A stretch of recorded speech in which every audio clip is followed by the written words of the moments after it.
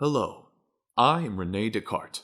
I am honored you want to read my Meditations on First Philosophy, which is considered by many to be the start of modern philosophy. I published the Meditations in 1641, first in Latin, and then 6 years later in French.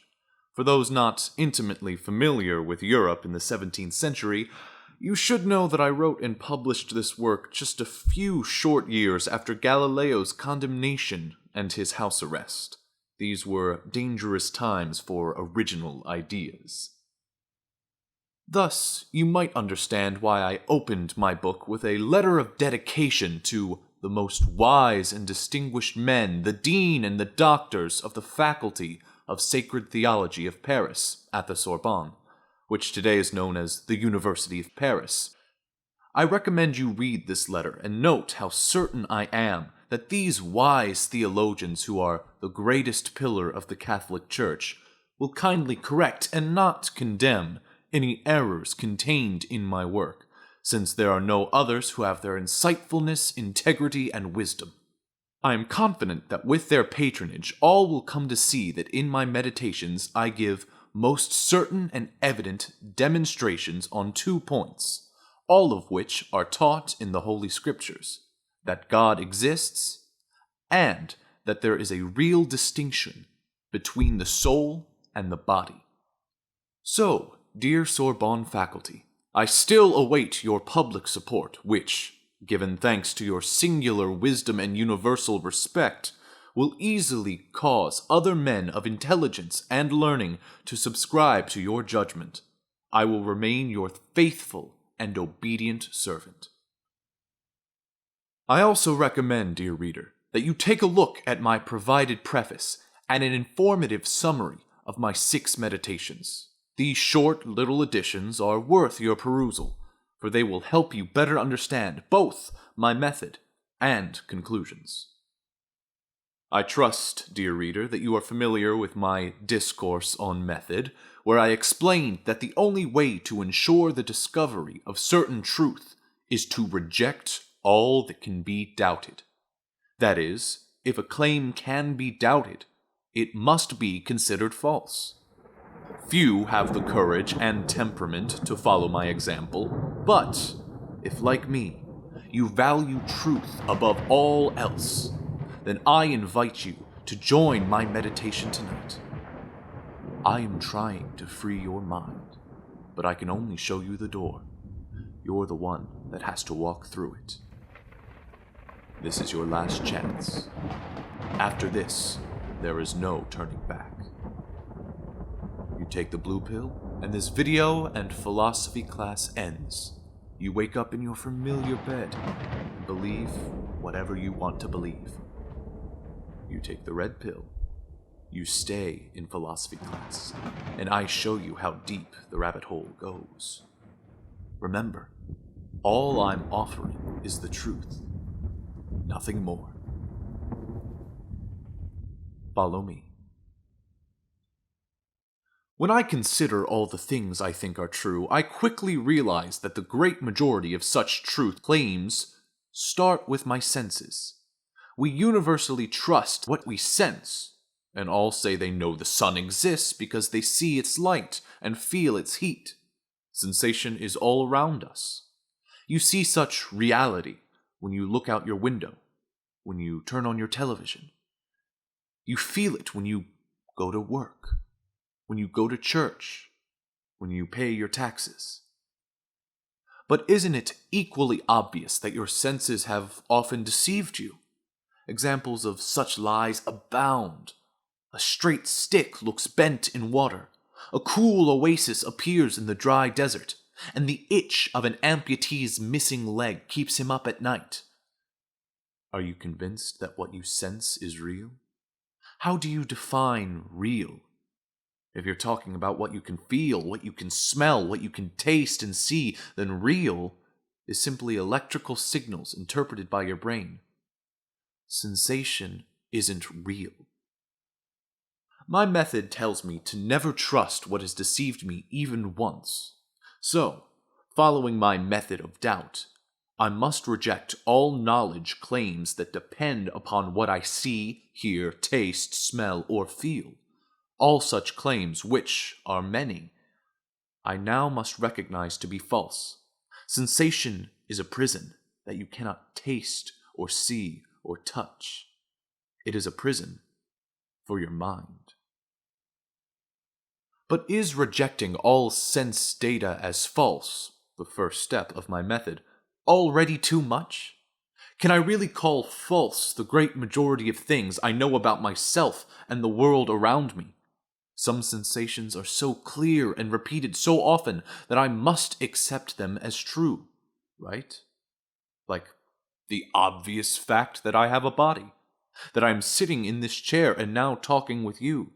Denying such apparent observations would be nothing short of insanity. To reject what is obvious is what crazy men actually do, as when they think they are kings when they are paupers, or clothed in robes when they are naked, or that their heads are made of clay, gourds, or glass. I am not crazy.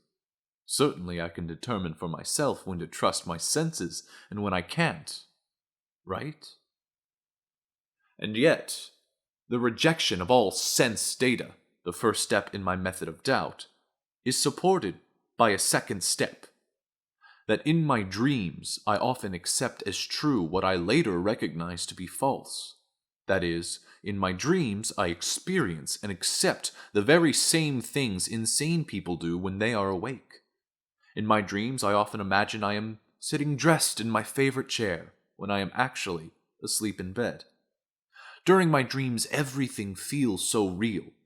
I am confident that I am talking to relatives long dead, that my hands have been replaced by tentacles, and that I am riding through the clouds on a griffin. At the time, I know these things to be real.